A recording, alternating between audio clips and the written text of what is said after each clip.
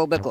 ಅಲಕ್ಷ್ಯ ಮಾಡಿ ಮನೆಗೆ ಡ್ರಗ್ಸ್ ವಿಚಾರ ದೊಡ್ಡ ಮಟ್ಟದಲ್ಲಿ ಸಂಚಲನ ಸೃಷ್ಟಿ ಮಾಡೋದ್ರ ಜೊತೆಗೆ ಈಗ ದೊಡ್ಡ ಮಟ್ಟದಲ್ಲಿ ಆತಂಕ ಶುರುವಾಗ್ತಾ ಇದೆ. ಯಾರ್ಯಾರೆಲ್ಲ ಇದರಲ್ಲಿ ಡ್ರಗ್ಗೆ ಅಡಿಕ್ಟ್ ಆಗಿದ್ರು, ಯಾರ್ಯಾರು ಪೆಡ್ಲರ್ಗಳು, ಯಾರ್ಯಾರು ಡ್ರಗ್ ಅಡಿಕ್ಟರ್ಸ್ ಇದ್ರು, ಯಾರ್ಯಾರು ಇದರಲ್ಲಿ ಭಾಗಿಯಾಗಿದ್ದಂತವ್ರು ಅವ್ರೆಲ್ಲರಿಗೂ ಕೂಡ ನಡುಕ ಶುರುವಾಗಿದೆ.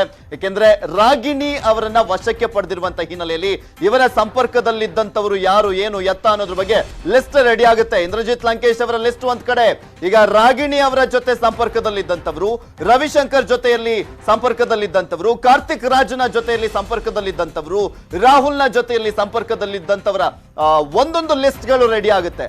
ಎಷ್ಟು ಜನ ಹೊರಗೆ ಬರ್ತಾರೆ, ಯಾರ್ಯಾರು ದೊಡ್ಡವರೆಲ್ಲ ಹೊರಗೆ ಬರ್ತಾರೆ ಅನ್ನೋದೇ ಕುತೂಹಲಕ್ಕೆ ಎಡೆ ಮಾಡಿಕೊಟ್ಟಿದೆ. ನೋಡೋಣ ಏನೇನಾಗುತ್ತೆ, ಎಲ್ಲಿಗೆ ಹೋಗಿ ತಲುಪುತ್ತೆ ಈ ಒಂದು ಡ್ರಗ್ಸ್ ನ ವಿಚಾರ, ಯಾವ ರೀತಿಯಾಗಿ ಡ್ರಗ್ಸ್ ಚೈನ್ ಲಿಂಕಿಗೆ ಬ್ರೇಕ್ ಹಾಕುತ್ತೆ ಸಿಸಿಬಿ ಇಲಾಖೆ ಅನ್ನೋದು ಸಾಕಷ್ಟು ಕುತೂಹಲಕ್ಕೆ ಎಡೆ ಮಾಡಿಕೊಟ್ಟಿದೆ. ಎಲ್ಲೋ ಇದೊಂದು ಪ್ರಕರಣವನ್ನು ಕೂಡ ಮಾಮೂಲಿ ರೀತಿಯಲ್ಲಿ ತಗೊಂಡ್ಬಿಟ್ಟು ಮುಚ್ಚಾಕ್ಬಿಡ್ತಾರೆ ಅಂತ ಹೇಳ್ತಾ ಇದ್ರು. ಆ ರೀತಿಯಾಗಿ ಆಗ್ತಾ ಇಲ್ಲ ಈ ಸಲ.